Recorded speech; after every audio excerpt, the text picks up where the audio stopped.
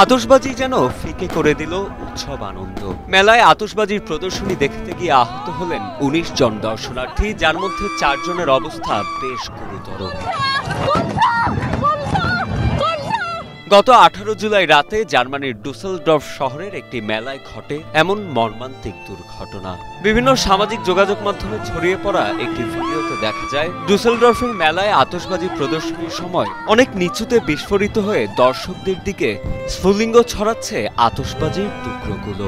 ভিডিওটিতে স্পষ্ট দেখা যায় আতঙ্কিত দর্শকরা চিৎকার করছেন এবং জীবন বাঁচাতে দিকবিদিক ছোটাছুটি করছেন। ভাইরাল সেই ভিডিওটি ঘটনার ভয়াবহতার মূল প্রমাণ হিসেবে ব্যাপকভাবে প্রচারিত হচ্ছে।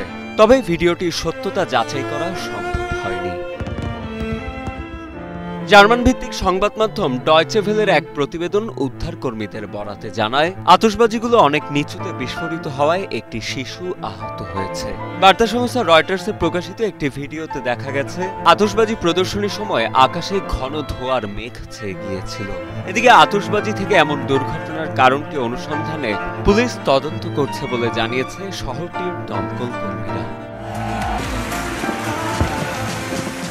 উৎসব অনুষ্ঠান বা আনন্দ উদযাপনে আতশবাজি এক জাঁকজমকপূর্ণ অনুষঙ্গ হলেও এর ভয়াবহতা অবশ্য নতুন কিছু নয়। চলতি বছরের শুরুতেও জার্মানিতে আতশবাজির ভয়াবহতা ছিল বেশ প্রকট। নতুন বছর উদযাপনে জার্মানিতে আতশবাজির ব্যাপক বিশৃঙ্খলায় অন্তত ৫ জন নিহত হন এবং অনেক জরুরি সেবাকর্মী আহত হন।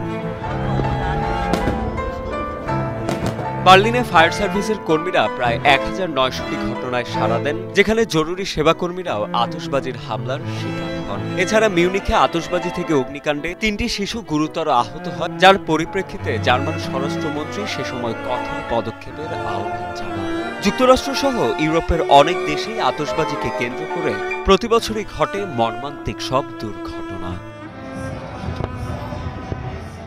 ইউএস কনজিউমার প্রোডাক্ট সেফটি কমিশনের একটি বার্ষিক প্রতিবেদনে উঠে আসে কেবল ২০২৩ সালেই মার্কিন যুক্তরাষ্ট্রের হাসপাতালগুলোর জরুরি বিভাগে আতশবাজি সম্পর্কিত প্রায় ৯,৭০০ জন আহত মানুষের চিকিৎসা করা হয়েছে, যার প্রায় ৩১% ছিল ১৫ বছরের কম বয়সী শিশু। বিশ্বজুড়ে প্রতিবছর আতশবাজি বিস্ফোরণকে কেন্দ্র করে অসংখ্য দুর্ঘটনা ঘটে, যেখানে উৎসবের আনন্দ মুহূর্তেই পরিণত হয় আর্তনাদ আর ধ্বংসযজ্ঞে। নিরাপত্তা বিধির তোয়াক্কা না করা এবং ত্রুটিপূর্ণ আতশবাজির ব্যবহার এর যৌক্তিকতা নিয়ে গুরুতর প্রশ্ন তোলে।